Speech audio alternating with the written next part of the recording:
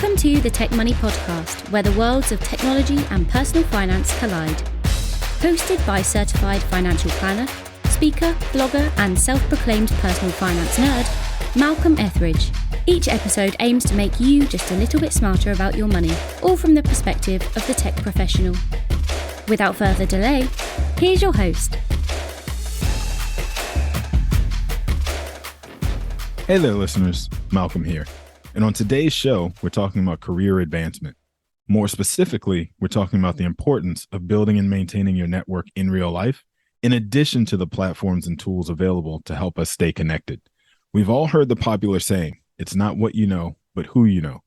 But when you hear the word networking, how many of the feelings that start to bubble up are negative ones, such as anxiety, discomfort, and maybe even fear? And that word can be especially triggering for those who consider themselves introverts.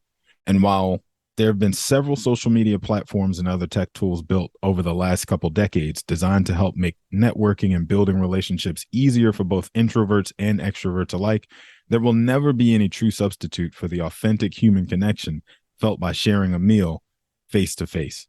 And while I'm someone who certainly credits the majority of their professional success to their willingness to build and nurture strong relationships, I am by no means the expert. So I decided to call up someone who is and have a conversation. My guest, Nick Gray, is the author of The 2-Hour Cocktail Party, a book about how to build big relationships by hosting small gatherings. Prior to becoming a best-selling author, Nick's been an entrepreneur, successfully selling and exiting 2 companies. Over 75,000 people have watched his TEDx talk about why he hates most museums, and he's been featured in the New York Times, the Wall Street Journal, and the New York Magazine, which even once referred to him as the host of culturally significant parties. So, with that brief introduction, welcome Nick Gray to the Tech Money Podcast. Thank you. I cannot wait to talk about networking and meeting people and all the great things about in-person events and stuff like that. You know what, Nick? I'm having a really hard time believing that this is the thing that you're excited about. It's not really coming through. No, okay. You're joking. Now I understand. I understand. Yeah, no, man. Your passion for this is certainly obvious. It comes through in the pages. It comes through in talking to you virtually here in our virtual studio. But before we get started and get too far into the conversation, I breezed through your resume really quickly there in my intro. What else should I have included? Started and sold 2 companies. Got my last company was really weird. It was called Museum Hack, and we did renegade museum tours. First at the Metropolitan Museum of Art in New York City. Mm-hmm. I'll tell you where we made our money, because your listeners are business people. Was I did these weird, wacky tours where I would hire stand-up comedians and Broadway actors to be the tour guides. And it became very popular, and it was big on TripAdvisor and Yelp and social media, and celebrities were hiring me.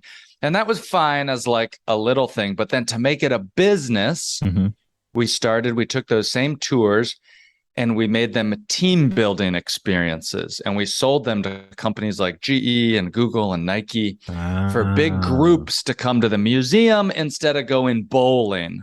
And so, we said, hey, bring your team to the museum. And that's really where it kind of rocket launched into a multi-million-dollar business. Makes a ton of sense. I've been to the Met. I can imagine how much more interesting it would have been if I had been with a comedian as my tour guide instead of just my wife and I kind of figuring our way through the museum. So like that, as you're talking about it, it's obvious why it had sort of a unique tilt to it. And then you throw in the B2B layer where the money really is, and it makes perfect sense. That's smart, right? And comedians are the best tour guides because they will roast the visitors and they just can read an audience so well. And I think that's what was special about my approach to museums. I wasn't hiring, I wouldn't hire people who had been tour guides in the past, generally, because they just bring a bunch of bad habits. I wanted new, fresh ideas to attract a new audience. And I think that was interesting on the resume. Now I do, for work stuff, I do a bunch of investing now. So I invest in real estate and high tech stuff. But this networking and my book about how to host parties and helping people make new friends and boost their career, that's like my passion project. And I spend most of my time on that. So I was going to go in a different direction, but you made me think about something else real quick when you were talking about comedians roasting the visitors as they come into the museums. And I was doing my research for this episode, as I always do, prior to chatting with you. And I came across something you posted on social media, which was about how to be compelling when first meeting someone new, right? And so just now when you said that, it made me think about the shock and awe factor as far as meeting somebody new and I won't say offending them, but like, getting their attention, I guess is a way to say it. And your advice to tie that in was to say something that makes people think, oh, I never would have thought of that, right? Which is not easy to do, right? Historically, people who are good at that tend to become politicians and CEOs, and everybody else is just, normal people. So like, do you have any recommendations for how to become natural conversationalists that way if you are also not an aspiring comedian? Yes, I have ideas. Okay. Some of my ideas are going to sound silly or stupid, so call me out on those. In social situations, when I go up to meet somebody new, by the way, when you go up at a networking event and you join a group, there are 2 words that can help you join the group with ease, with poise. And those 2 words, as you walk up and join a group, are simply, please continue. They don't make or ask the group to do another round of intros and everybody introduce. You just show your social awareness by joining, saying, please continue. And then when it makes sense, then you can join into the conversation. For people that are really shy, I will oftentimes suggest that they walk up. And again, sounds real silly, but they can join up and go up to a group of people and say, hey, are you guys friendly? Okay, that's a silly thing to say, but it's like, it helps some people that have a lot of social anxiety to know, what do I say? For those with more social sort of confidence, when I go up and talk to somebody, and maybe you do this, I want to hear what you do, but what I do, I try to carry the conversation for the first 30 seconds or so and not start to go into job interview mode and put the work on somebody else. So I kind of try, and it's probably what I'm doing now. I just kind of run my mouth a little bit, and hopefully I'm checking in with the person. I'm not self-promoting, but I'm trying to tell an interesting story or add value about something I read that's exciting. But I'm trying to carry the weight and not put it on them right away by saying, oh, so what do you do? Why are you here? All this stuff. I'm not trying to put the work on somebody else. Does that make sense? It does. And it definitely does feel like work. We're just now getting back to a world where we're attending conferences in real life and networking events and the team building things at work and all those kinds of things that you're talking about that are designed to get you out and shaking hands and meeting people.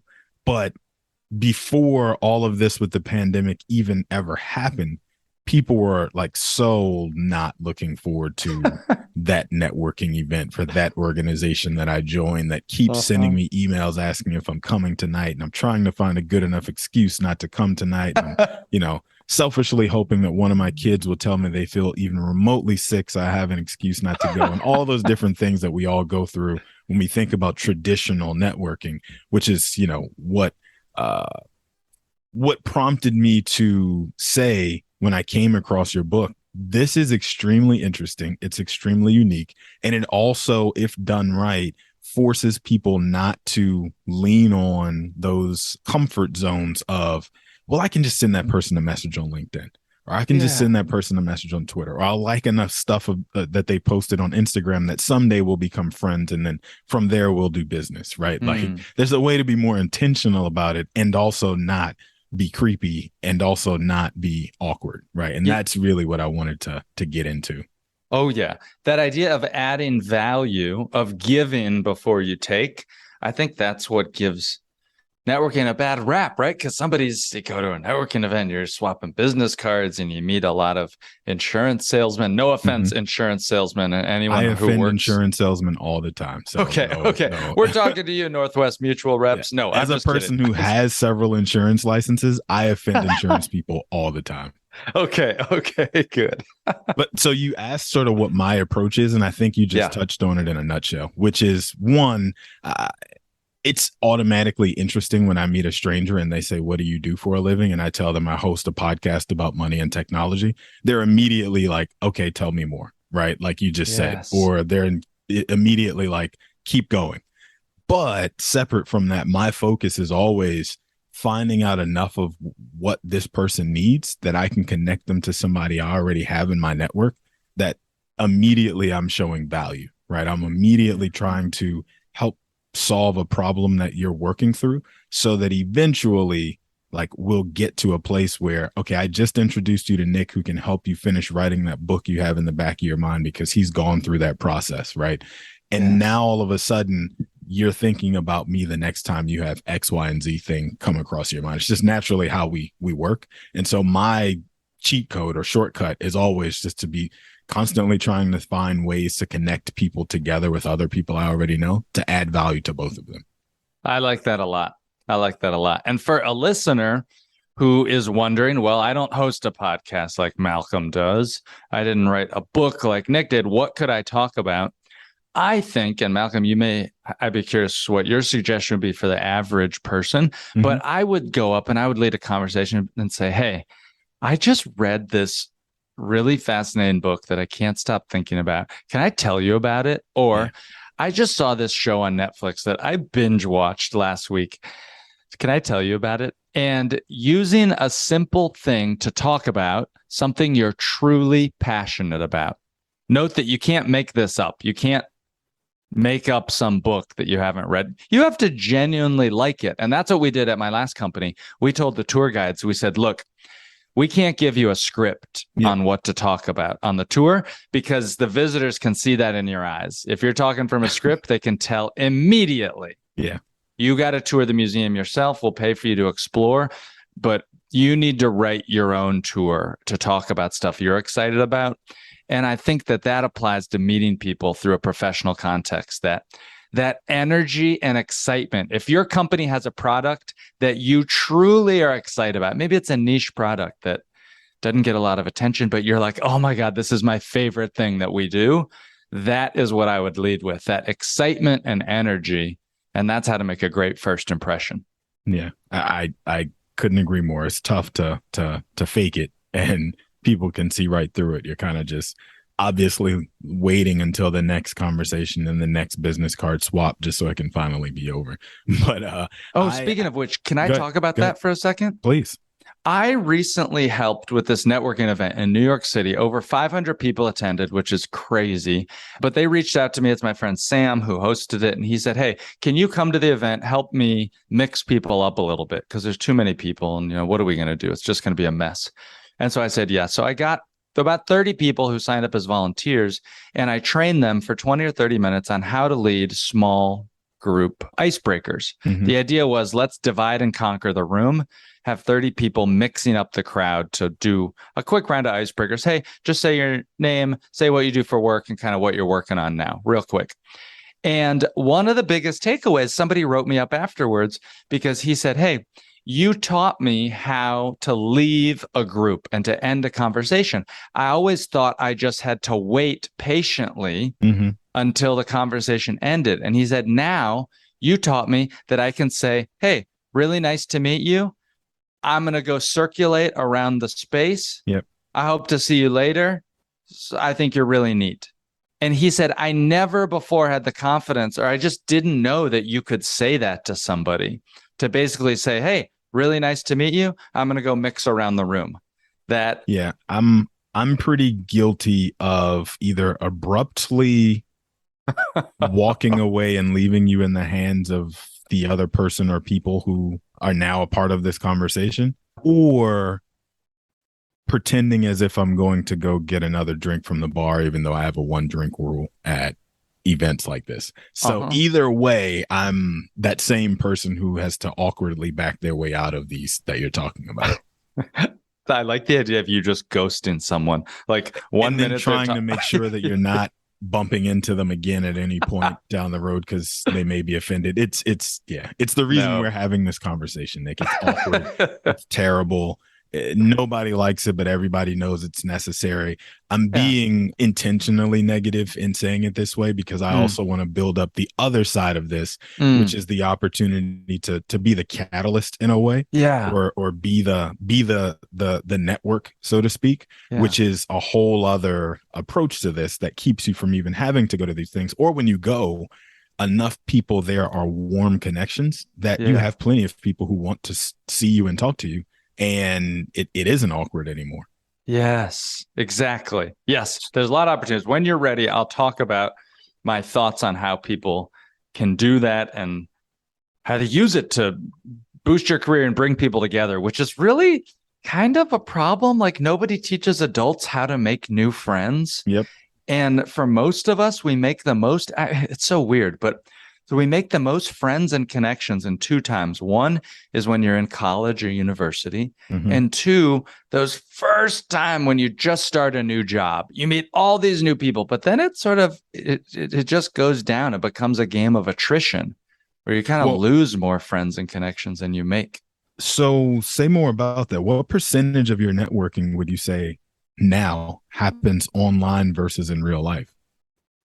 I like real life events personally for meeting people, for connections, for stuff, but there's so much value to LinkedIn, to I live my life very publicly. Mm-hmm. I post on Instagram stories, on Twitter, on social media, on LinkedIn. And so I think I'm kind of an edge case of there's so many people that I meet online.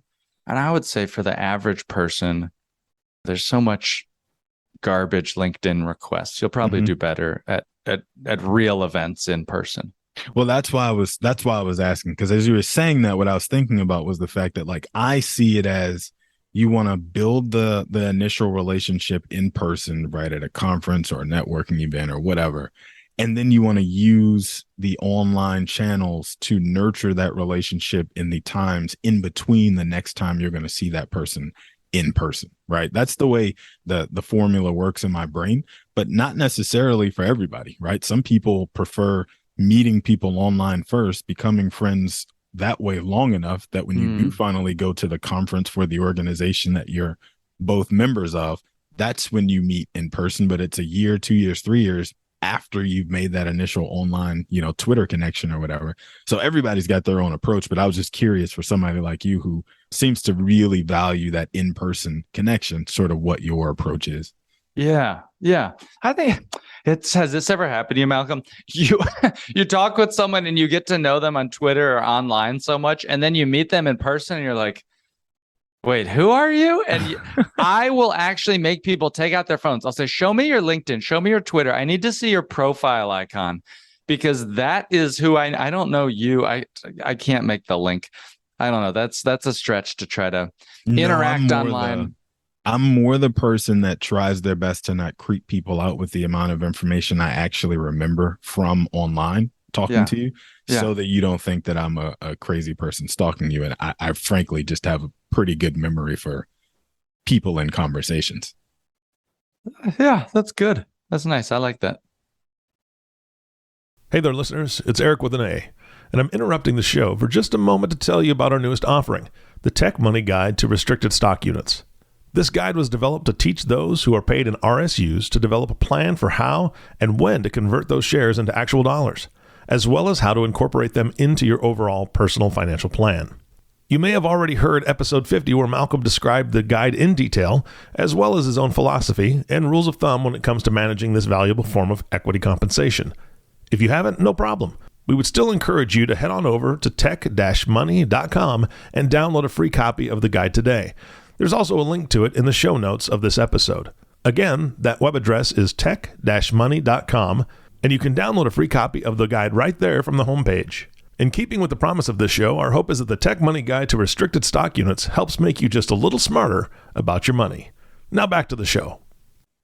Well, so coming back to it, right, since this is the place where tech workers come to get smarter about their money, one of the main reasons I wanted to have you on is that your approach is the opposite of tech enabled, right? It embraces one of the most low tech forms of networking there is.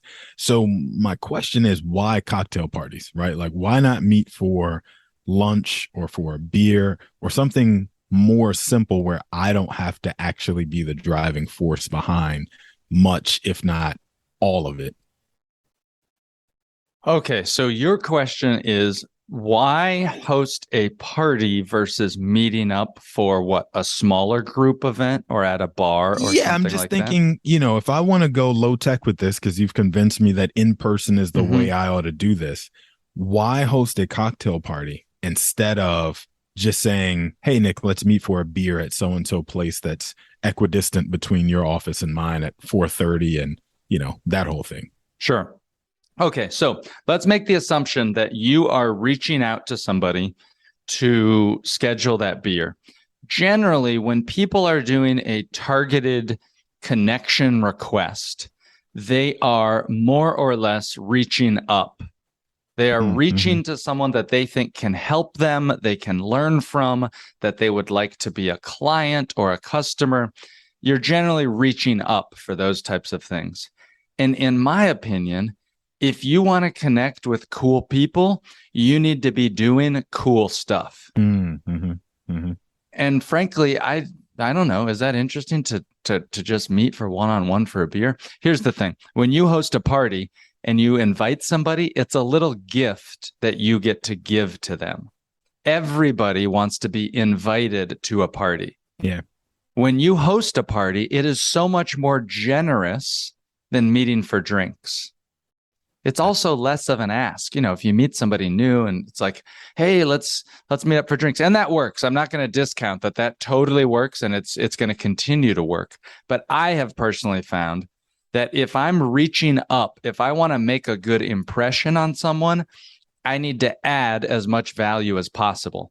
And the way to add that value is two things. One, for me to host them. So there's no settling a bar tab. There's no blah, blah, blah. And two, to introduce them to other people. That's really the secret of these 2-hour cocktail parties that I host, is that you're introducing a lot of people. You want to have 15 or 20 people there so that you can introduce everybody, and you're going to be seen as the hub. You're the connection. And there's just so many reasons why, but it puts you in a leadership role. They get to see you in an elevated position. You look like a super connector. You're hosting at your home, which we can talk about, very controversial, but you're hosting at your home, so it's more vulnerable, and you turbocharge the connection. It's like going on a little date with somebody. It really snaps it out of that, let's meet for drinks in a professional context, and you bring people into this very special space to create these new connections. Well, let's stay there for a moment. You're making me realize that I missed something in this conversation to this point, which was, what the heck even is this cocktail party that we're talking about, right? I'm assuming that everybody listening to this is familiar with the concept of a cocktail party. However, I left out key details like who is hosting it, where is it, when is it occurring, how much should I plan to spend on this? Can I host one of these if I live in an apartment and not a lavish brownstone in Brooklyn? Like, give me some of those details from a tactical perspective. Like, how do I even do this? Okay. If you want to think about what my secret party formula is, by the way, it's not a secret. I'm going to tell everybody all the stuff. And also, it's not even about the drinks, because I call it a cocktail party. I don't even drink alcohol.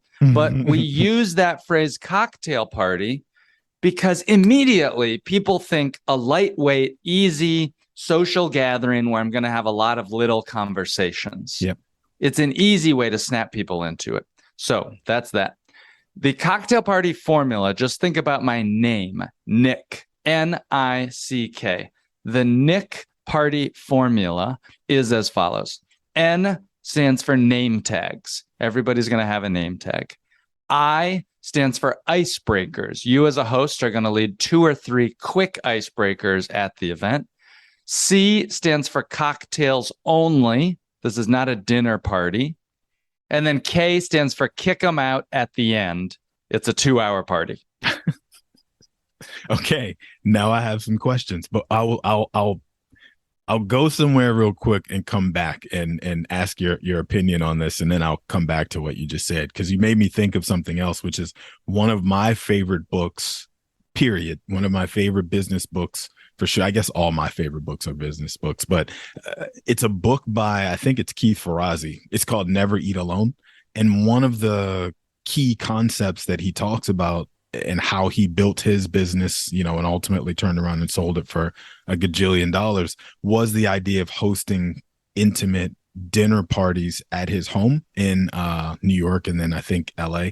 And for him, it was specifically about the dinner. You want to make sure you have dinner so that people can sit down eyeball to eyeball, break bread, blah, blah, blah, blah, blah. We all know, why that's important. But you're saying the opposite in a way. You're saying, I don't want to serve you dinner. I want you to just come have a bottle of, I don't know, Fiji water if you don't drink, or, a seltzer, a hard alcohol, whatever. Yeah, whatever. You see, I can't even fathom like what that even means. But a glass of wine or whatever suits your fancy. Like, I want you to just come have a drink or two, have a few good conversations, and get the heck out. So why not feed them too? Okay, here's the deal. For the average person, a dinner party is too complicated. I've hosted dozens of dinner parties myself, and I found that I could get 80% of the benefits of a dinner party with only 20% of the work by doing a cocktail party. Dinner parties are really an advanced hosting move. I'm not saying they're not valuable. Dinner parties can be done very well and they're great. But for the average person, they're never going to do dinner parties regularly, or they'll do one dinner party, okay?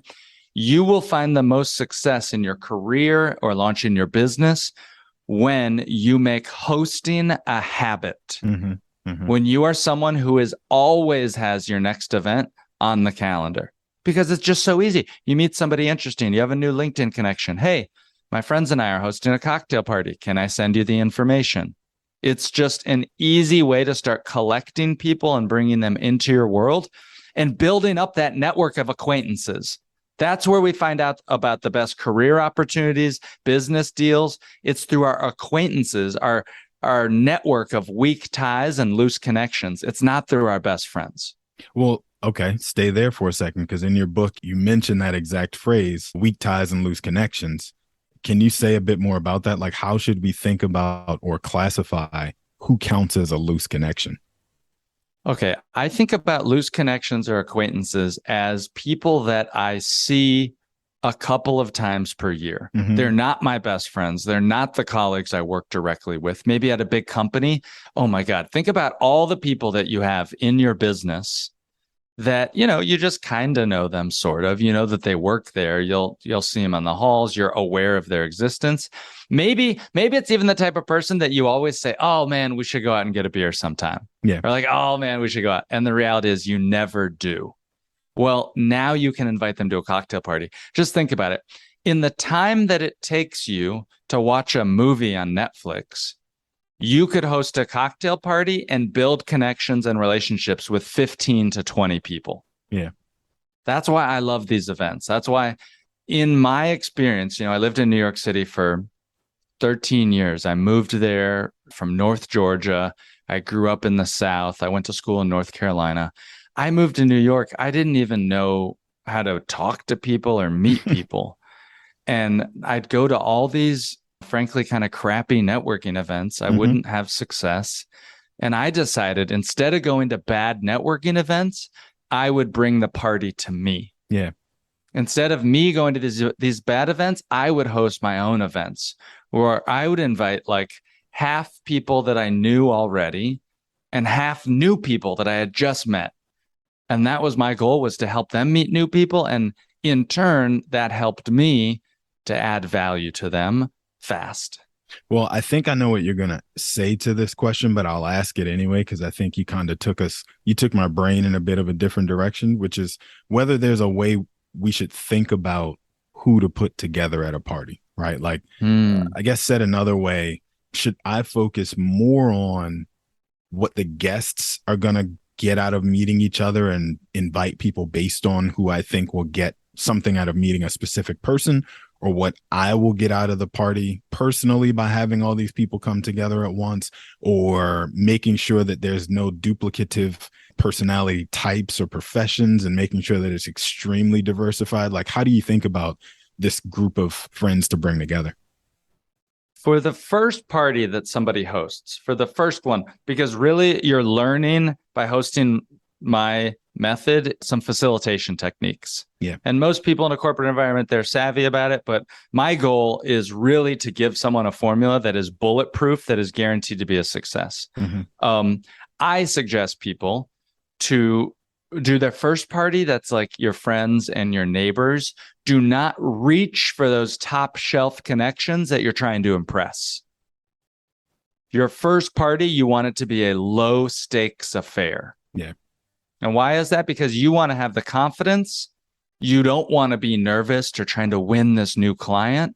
You want to have the confidence to try some new things, like using name tags in your home, like having the confidence to know that your house doesn't have to be perfect. I hosted all these parties in New York in this tiny apartment that, my kitchen was about the size of a ship's kitchen. It was tiny. My refrigerator was the size of an Amazon box. And I did not have a big apartment, but hosting in that small space was actually more exciting than a huge, big house. Anyhow, what do you think? Well, that's important, I think, because I, again, took this concept not only from Keith Ferrazzi, but Catherine, what's her last name? Graham from the Washington Post. Who was known once upon a time as like the power networker or the power broker in all of DC, because like literally if you got invited to one of her dinner parties, you knew you were going to meet somebody who was transformative, career wise for you or life wise or whatever. So one of the things that she was famous for counseling people was, even if you have a studio apartment and a card table, that means you have 4 sides to the table. You can invite 3 people, go get some $2 chuck from Trader Joe's, and focus more on the quality of the conversations and the party. And that will carry your mediocre meal, mediocre wine, and mediocre apartment. So don't feel like everything has to be perfect, because the thing that really has to be great is the people and the connections and the conversation, and everything else is allowed to be mediocre. So, of course, she is a multi-millionaire before she passed away, stepped up the quality of, the accoutrement, so to speak, right, for each of these parties. But in getting started, her focus, even in school, was more on who am I bringing together, and can these people help carry a conversation for a couple hours together? So I love that. And you're exactly right. And I think I remember reading about Catherine Graham in the Warren Buffett book Snowball, because she really shepherded Warren and kind of took Warren and his social skills under her wing. Is that correct? Do you happen to remember reading about that? So I do know that he's a fan of her. He's like talked openly about being a fan of hers, and she schooled him on a few different things, but I haven't read that book specifically to know the direct quote that you're talking about. But I would, based on what I know, I would say probably that's the case. But it's just one of those things where you can look and say, Warren Buffett's Warren Buffett because he's Warren Buffett, or you can look and say, Warren Buffett's Warren Buffett because he was willing to do these 10 other things that other people weren't, which made them uncomfortable, and so they never tried it again. So to your point about like trying things out in the most low stakes way possible, right? Pre-COVID, my wife and I would host dinner parties and bring together interesting people, in our house. And one of the things that I made sure to do, because I got this from reading Catherine Graham's work and from Ferrazzi's book, it was not to bring those stretch guests to a dinner party first, right? Like you said, you wanted to start with the people that you were more comfortable with and build confidence from there. It also allowed me to get a chance to know what dishes we had and did not have and things like that in my house that my wife educated me on, that I couldn't put so-and-so item in so-and-so bowl because that's just not how you do it. And I kind of had, as my unaware guy approach to it, I had to kind of put it away and just lean on, okay, like whatever, if this is what you say is how it's supposed to be done, let's work it out before somebody who matters comes, right? And not to say that everybody doesn't matter, but you get what I'm saying. There's certain people that you're genuinely worried about impressing, and then other people that you're just kind of like, let's have a good time. I like that. Yeah. My general feeling is I like what you're saying. I'm with you 1,000%. We're jumping ahead too much. You are an A-level top 1% of like sort of someone who connects and knows a lot of people. And you are making a little bit of the mistake that many new hosts make, which you're doing great, by the way. You're doing good. I'm going to hope to convince you to host a party with my formula. You're jumping ahead already to who can I connect to make this party special? Who do I need to invite? Mm-hmm. Remember, Malcolm, you are enough. People will come for you, for your generosity and your hosting, just to meet and mingle with other people in your home. And so I am really trying to think about what is the MVP, the minimum viable party. Because what happens when you think about, oh, who do I have to invite? Who do I have to do this? We just don't host. We end up never hosting. And we need more people to host. Americans are lonely than ever before, especially in urban areas, big cities like New York, Chicago, LA. People in those big cities are even more lonely than people in rural areas. Well, for one, I appreciate the quick therapy session. I'll remind myself I'm enough when I drive home today. But I appreciate the approach that cocktail parties allow you to also have room for imperfection more than a dinner party does. Yes. In the sense that I only have 8 spaces at my dining room table, right? So I can only have X amount of guests at that table on any given day. Whereas a cocktail party, as long as I've got space for people to stand up and feel like they've got 2 feet of personal space, I can now have 15, 20 people at this party. And that immediately increases the amount of people that will be able to come, increases the diversity of thought and the types of people who will be able to come and have conversation and all those kinds of things. So I really like, the idea, as you mentioned, that the cocktail party is a little bit less stakes, but also easier to put together, easier to plan, easier to execute, all that kind of stuff. Another question that I had for you, though, as you were talking about something a little bit earlier in this conversation, where I think you were going with that was the fact that consistency is key in this type of an offering. It's not something you can expect to do sporadically or spontaneously and have any meaningful kind of success with, especially if you're a person who expects to see immediate results on the first time you try it. What is the interval or cadence that you would say, is a good enough cadence to aspire to that I can plan to do this and see some success with, whether that's once a month or something else? And then separately from that, is there a particular day of the week that I should be planning to do this? Oh, yes. Okay. Short answer to your first question. About every 6 to 8 weeks. Longer answer. I'm working with this woman. Her name is Tatiana. And by working, it just means she randomly calls me and we talk about parties. She read my book. She's hosted 3 parties. Her first one, she invited friends and neighbors. Her second one, she tried to do a little bit of a theme. And her third one that she just had last week was with a girls group. It was like Wine Wednesday or something. And it was the best one that she said she's ever hosted. And no joke, it sounds like I'm like selling a vitamin supplement company. But she said her business is just booming because of all these new connections that she's getting from hosting these events. Okay. And you're exactly right. It doesn't happen right away, but the consistency. And so the cadence that she's found is about, once every 6 weeks or so. And that's fine. You don't have to worry about, oh, is that too soon? Or to invite people back? It's fine. The next thing you ask, what day of the week? Oh my God, I feel so strongly about this. The best day of the week to host is not what you think. The best day, in my opinion, are what I call non-red level days. Red level days are socially competitive days. They're days where you'll be competing with other events. You'll have more cancellations. You'll have more ghosting. And so I want you to host on a green level day. Those are Monday, Tuesday, or Wednesday nights. We want less ghosting and more hosting.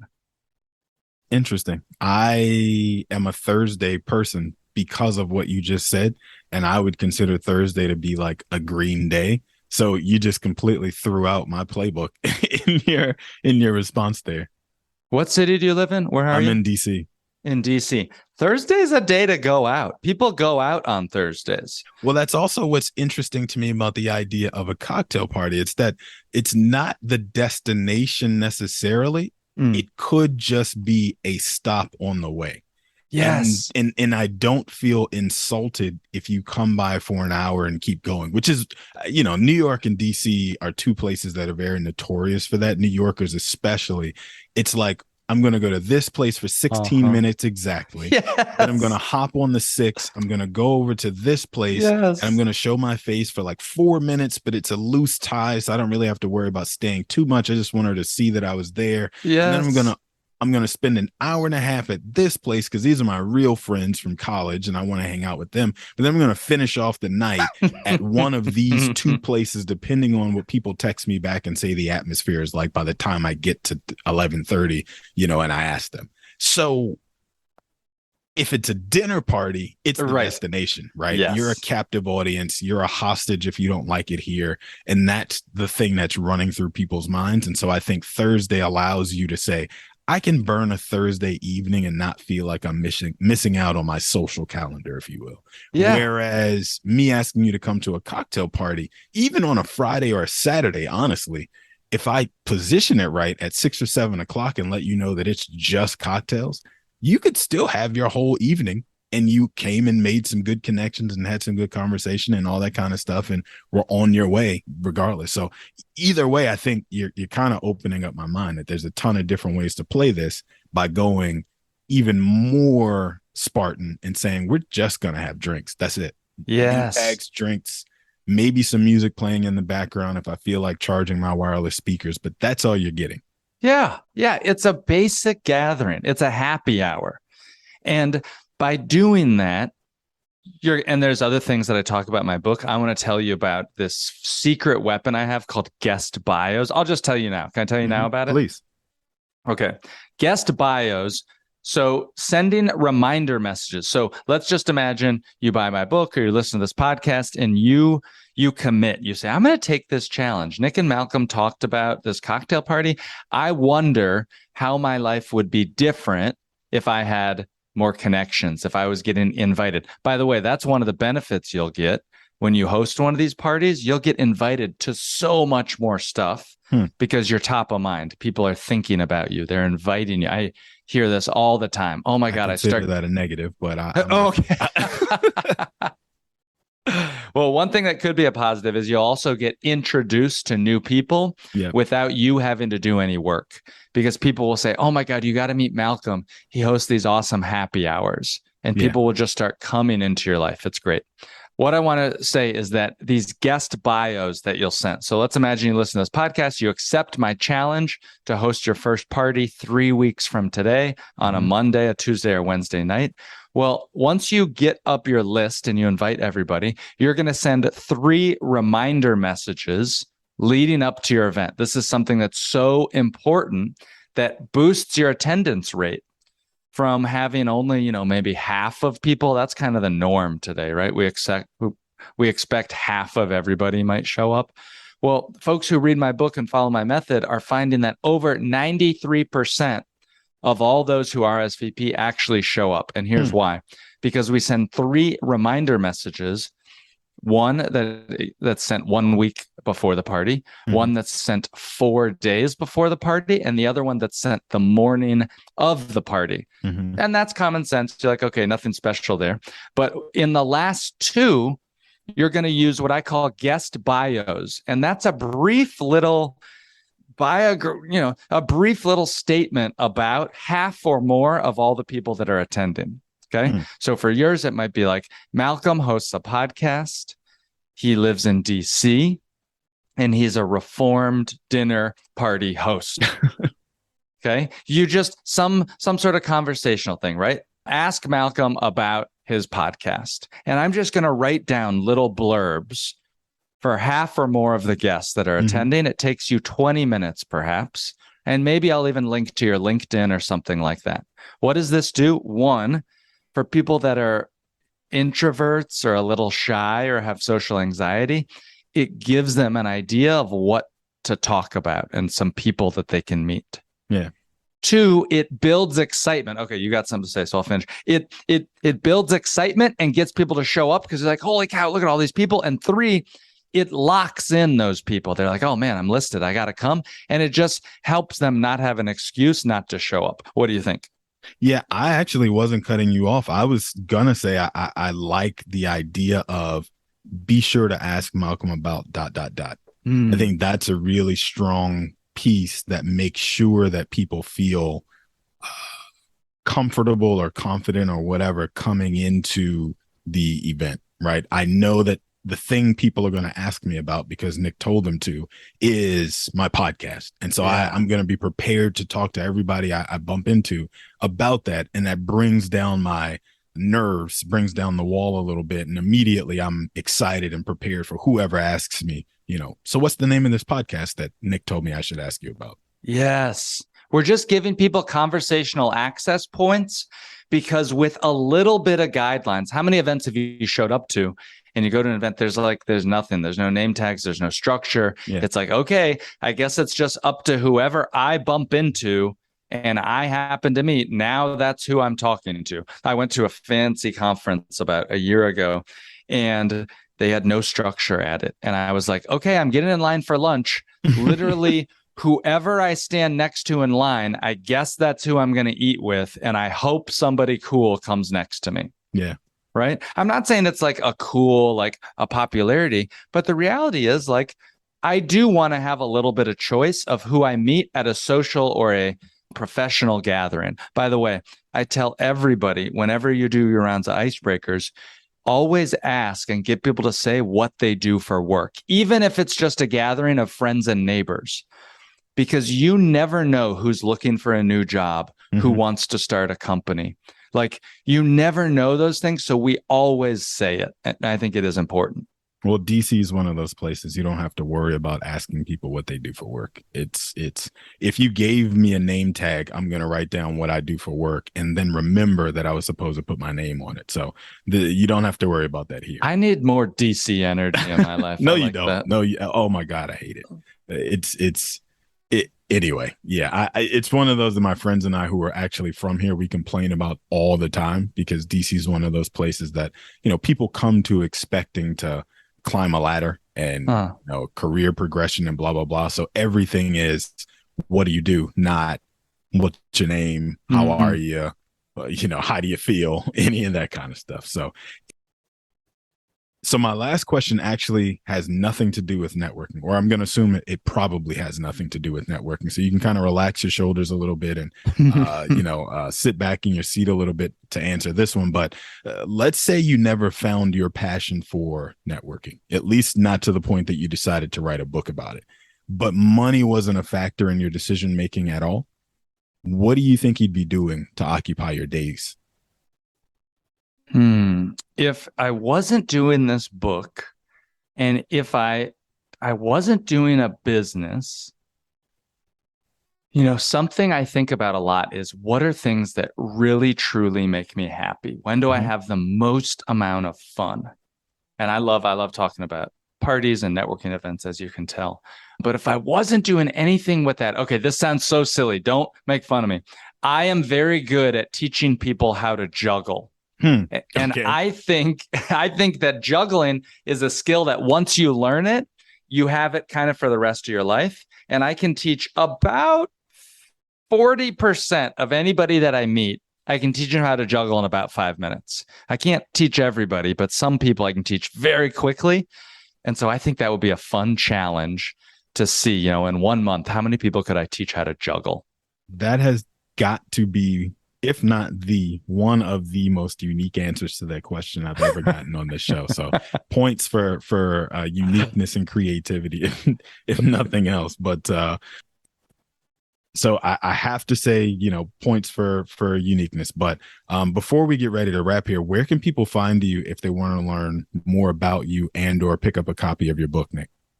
All right. I am on a mission to try to talk to and to get 500 people to read my book and to host their first cocktail party. I keep a list of all of those 500 on my website, and I'm still on there. So if you want to take this challenge to host your first cocktail party, check out my book. The name of my book is called The 2-Hour Cocktail Party. It's sold on Audible, on Amazon, on Apple Books, anywhere you buy books online.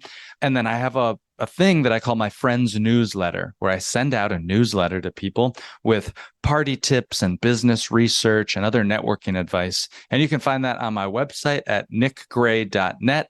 I have a bunch of articles, how to plan a networking event, how to host a happy hour, even how to host a book swap or a clothing swap. So I'll try to include those in the show notes. Awesome. Well, on that note, Eric with an A, why don't you go ahead and close us out, sir?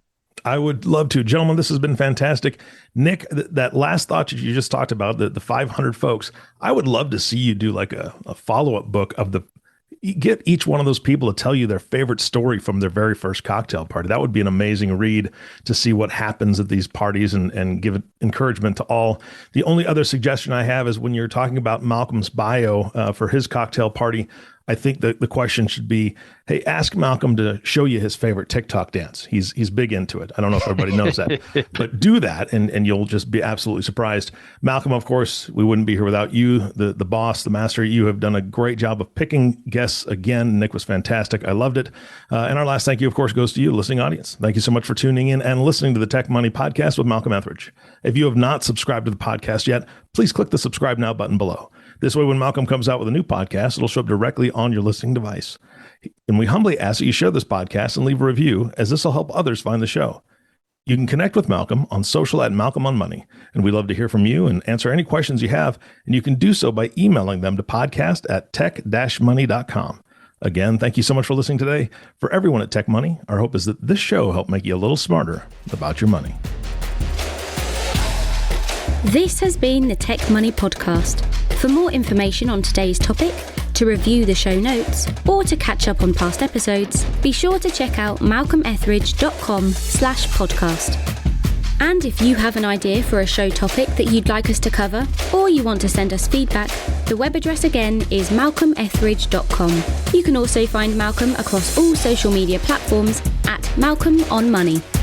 This episode was written and created by Malcolm Ethridge, with the production, the editing and sound controls powered by Proudmouth. This has been a Malcolm on Money original. Thank you for listening. The information shared in this recording and by its guests represents the views and opinions of the guests and does not represent the views or opinions of the host. This content has been made available for informational and educational purposes only. This content is not, nor is it intended to be a substitute for professional financial advice. It is always recommended that you seek the advice of your financial advisor or other qualified financial service provider with any questions you may have regarding your personal financial situation.